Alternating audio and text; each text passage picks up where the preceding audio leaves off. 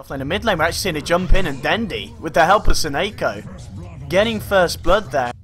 On top lane, looks like we've got a bit of action. Seneko again, my god, this man with his rotations. He's been an issue mid, and now he's been an issue top. He's got the body blocks on Dazzle, so the shallow grave, it really doesn't matter. One more right click will finish it. And Seneko. Damn. Like if all those things happen, then I think Navi got this one.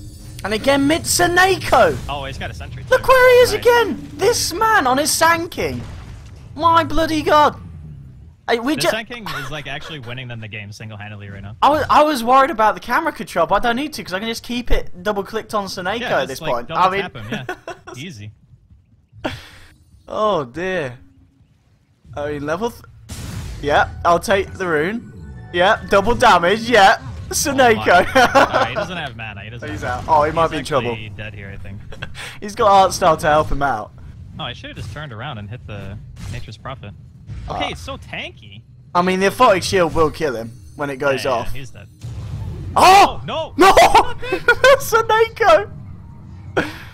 Oh, I love this guy. Oh, no, don't do it, Seneko. Oh, he went back in. There was another shield as well, so he was guaranteed dead. Now Dazzle's there to keep Goblack alive a little bit. He's got the shallow grave.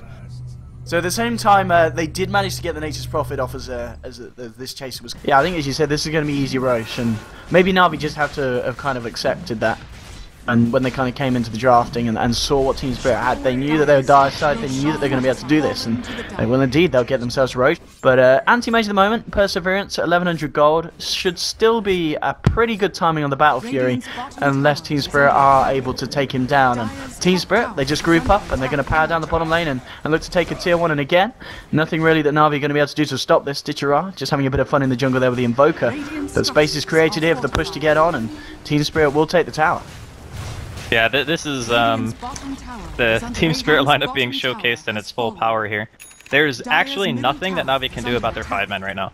They literally need blinks. If they don't have blink on Sand King and Puck, the defense is impossible. So they're even bringing Ditchera to middle lane, saying, okay, you need to help us push because Team Spirit pushed so fast that there's no way we can make a trade worth it like this. We just have the best.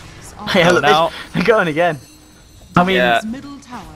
Do you just accept that you're going to lose your tier 2s as well in this game? Yeah, you actually can't fight this. Like, Dendi's here because he's the only person who can spam without putting himself in harm's way. We talked about how Team Spirit have really bad catch.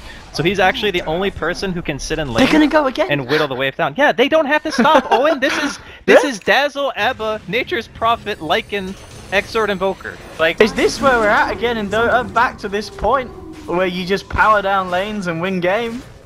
Yeah. I actually think that this is just going to be Rex, because they already glitched. And Artstyle's dead. Yeah, okay. Oh, it's a big Dream Call, big Waning Rift onto 4 as well. The Mana Boy comes through, they'll burst down Invoker, but he's got the Aegis. There'll be the Shallow Grave keeping the Lycan alive here. He's still hitting away at the tower. Invoker now back for round 2. Gets the Forge Spirits out again, the Bash coming out from Akmo. Begin to force them back out. So we saw the ults come into play there, the Mana Void and the Dream Call. They want to do this though, because they burned Glyph. They burned Glyph, so they have to go. Like, this could actually just be Rax if Navi aren't careful. I mean, I don't know, they used everything there, and Seneko didn't even skill ulti, so he doesn't have Epicenter. Without Epicenter coil down, they only got the Aegis. Yeah, that's just buildings dead. They can just run now. They don't have to keep. They don't have to stay. But Navi are gonna try to make it worth it. Can they even kill Ramses? He's just gonna turn and slap him. Oh my God, the aim. Oh God, they had Weave on. They had Weave on, Owen. Why would they try? Oh dear. Okay, so Navi were in a position where they thought, okay, we can lose the Rax maybe, but if we don't get any kills out of this, then we are like totally screwed. So they're in the position where they feel, okay, we need to fight to try to get something in return because they saw Team Spirit trying to like run away. And then they forgot that there was Weave, and they pretty much got owned by a Dazzle heal and a Lycan. Oh man, I mean... That's a pretty Can Navi still win a game like this, where there's just so much momentum in the hands of Team Spirit at this point? I guess it seems like one of those games where they're just kind of counting on Team Spirit to cock up, really. Yeah, it's possible, but it's very unlikely, I feel. Just because the item timings are a little bit low. Like, on the bright side, they have the tier 1 mid. That's actually a fairly big deal. One lane being dead when you have AM close to Battle Fury is not the end of the game. The bigger issue is trying to keep the lanes pushed out sufficiently so that Team Spirit can't ever get to your base again, you know? Like, you want the AM and the puck to be, like, wave spamming constantly. You want the Sanking to get blink, not only for the team fight, but also because it's very hard for Team Spirit to catch those heroes. So Sanking's in one lane, puck's in one lane, AM's in one lane. You have no blink initiator, you have no orchid, you have, like... You really have no way of killing those heroes, and I think that's what Navi were banking on, is making it to that stage where they could get away with pushing out lanes forever, and they would win that game. But Team Spirit are just hitting their timing too quickly. Yeah, this is, in the fact, what level Necro have we got? It's just level 1 Necro on the Lycan, but it's still something. He's nearly hitting level 11 as well. Dendi, level 9, Blink and Tread. Seneko does now have a point in the epicenter at level 8, so they've got something else to add to these fights, but it's just so terrifying, this push. That's the tier 1 down, and again, Team Spirit probably not going to stop here. They're probably going to move on for the tier 2 as well. Turning the whole damn zoo 100 down. gold from Blink. This is big. If he gets his Blink Dagger and gets one good epi, it could be a turnaround here. Okay. But he needs to be able to, like... I think he needs to kill the Dazzle. If he kills the Dazzle, the push is over. Radiant's middle tower has Because then they can't sustain. Like, the Dazzle is the only thing that's making this possible right now for them. If they can kill him, I think they have a shot at defending this. Oh yeah. my god. 15-minute mech on this man, and a man that he did die early on, but since that he's been kept his composure, and he's not. I mean, this is the thing. This is godlike, right? He's got what?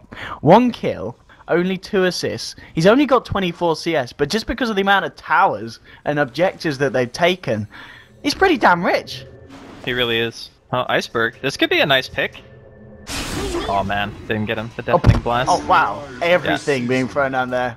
They say, we need a Dream Coil, we need a Burrow Strike. I mean, Seneko was there. I don't know. I guess it was maybe... It wasn't still on cooldown. I don't know why they necessarily felt they needed to throw down the Dream Coil. Meanwhile, same time, top lane, Akmo getting caught out on his own. And the 5-man push is going to now look towards the top lane. They've taken the tier 2 mid. They want to try and find this final tier 2 top. But as you said, Navi, they do have the epicenter blink on Seneko. Maybe that's what's going to be able to turn around. They're going to go straight for it here. Epicenter straight in with the waning wrist as well. The Burrow Strike onto 3. Nice grip. But always want to fly, stopping the Dazzle from doing anything. Dazzle's going to go down, but they've lost it, Chara. And Team Squid is just turning and fighting. Ramses running down Artstar. The damage is too much. Bane's going to fall here. Seneko hiding and blinking out in the tree line. Dendi himself got to blink away and get himself out there with the illusory orb. And again, it's a nice combo, but you're only killing the goddamn Dazzle. Well, it would be okay just killing the Dazzle if they didn't lose their AM. Like, I would even say trading 1 for 1 like Bane for Dazzle is amazing for Navi, because again, he's the one who sustains the push. He's the guy who throws out the healing wave on the Treants and the Wolves to keep them alive. Because if they didn't have that, then between Sandstorm and just Orb Spam, I think they could defend their towers, and look, it's just being showcased now. With no Dazzle to keep the wave alive, like, Team Spirit can't actually breach the high ground. I think they're going to be more comfortable just waiting for Always Wanna Fly to come back, the lane's pushed in, wait for the next Roshan, and just play it safe. And I think, wait, what's that on the... That is... So now they've got level 3 Necro on both the Invoker and the Lycan. I mean, I'm not saying it's great, Owen. I'm just trying to find a little bit of happiness for Navi, because killing the Dazzle was a good play. It's just... The trade was too heavy. Like, you can't lose a core for a support no matter what the position you're in, right? Like, you never want to make that trade. Okay, Burrow Strike. There's no epi and they know it. They only have coil. 50 seconds. Oh. This is a little bit You can't charge the ABBA? What's happening right now? Alright, I think he's dead. I mean, Mech's been popped. Akmo, he's been popped. And look at these. It's just game over, man. There's actually just no way they can fight I this. think you just rethink your life priorities now if you're Navi and say, right, we can't let Team Spirit do this because it wins games in 18 minutes. They had a very fragile lineup. Like, I can see where Artstyle's coming from with his opening draft. As soon as they opened with Invoker Dazzle, Artstyle already assumes that there's 5-man potential there. Just GG? Yeah. I mean, GG. exactly, it's GG. They can't do anything about it. But, as I was saying, it's like, you open up Invoker Dazzle, and then you want something to be able to contest lanes, to delay the 5-man, and then you want something that can teamfight, is his mentality. So he picks Bane for the lane dominance, and then he picks Sand King for teamfight. And unfortunately for Seneko, even though he had like a pretty good early game, I think he actually just spent too much time doing things, like, he wasn't greedy enough. Like, if he had a blink maybe a couple of minutes sooner, had an Epi at level 6 when they were pushing the high ground bottom, maybe, you know, maybe they kill the Dazzle and stop that push. You don't know. But their lineup was very fragile from the get-go, and I think that Navi would have had to have outplayed severely to win this game. Absolutely terrifying that was. I mean, that was... you could just tell if we ever see Team Spirit in any of the other games get this draft, I think you might as well say we're probably lost, unless you've got the super counter push lineup.